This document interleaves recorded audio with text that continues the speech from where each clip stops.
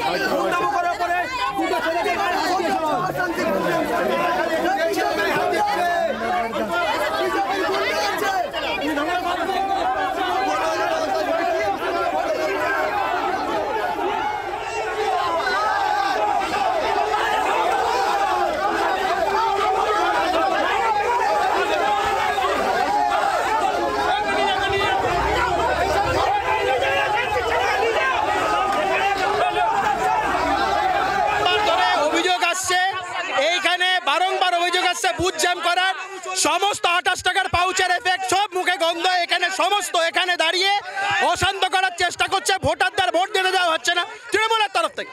জায়গায় জায়গায় অশান্তি করা হচ্ছে, 16, 17, 18 নম্বরের বিভিন্ন জায়গা জুড়ে এরা এখানে এই জিনিসগুলো করছে।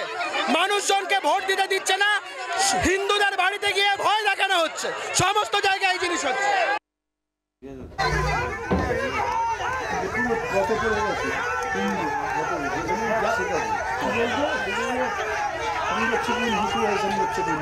সৌমেন রয়েছেন আমাদের সঙ্গে, আমাদের প্রতিনিধি সৌমেন, এখানে কি ঘটনা?